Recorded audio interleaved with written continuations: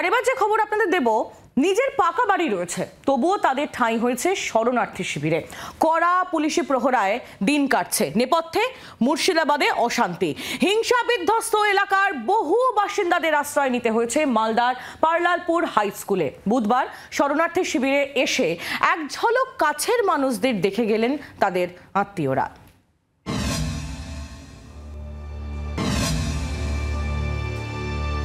নিজের রাজ্যে কার্যত উদ্বাস্তু তারা।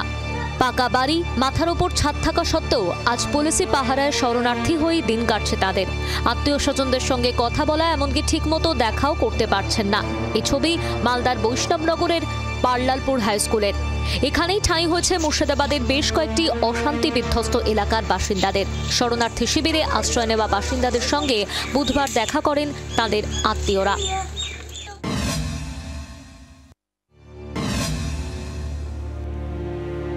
ওয়াকফ সংশোধনী আইনের প্রতিবাদে অশান্তির আগুন জ্বলেছে মুর্শিদাবাদে। হিংসা বিধ্বস্ত এলাকা থেকে বহু বাসিন্দাকে নিরাপদ আস্তানায় সরানো হয়েছে।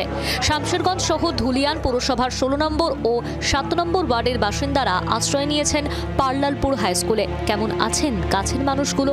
বুধবার এক ঝলক দেখা করে গেলেন তাদের আত্মীয়রা। কেউ এসেছেন বৃদ্ধা মায়ের সঙ্গে দেখা করতে, কেউ মায়ের কাছে শিশুকে রাখতে, কেউ আবার এসেছেন বয়স্ক শ্বশুর শাশুড়িকে দেখতে। পরিস্থিতি এমনি ভালোই আছে। হ্যাঁ, আজকে এখন আপাতত ভালো আছে। রাত করে খালি আমাদের একটু আতঙ্ক তো লাগছে। এখন দিনের বেলা খুবই ভালো আছি।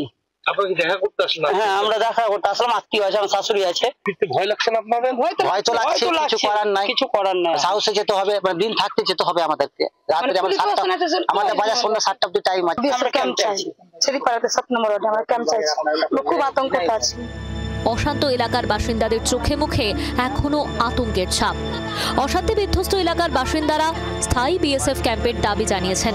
ঘরে ফেরার সময়ও আতঙ্ক তাড়া করে বেড়াচ্ছে তাদের। উদ্বেগ কাটার নাম নেই। রণজয় সিংহের রিপোর্ট, জি 24 ঘন্টা। বাংলার আওয়াজ, বাঙালির আবেগ, জি 24 ঘন্টা।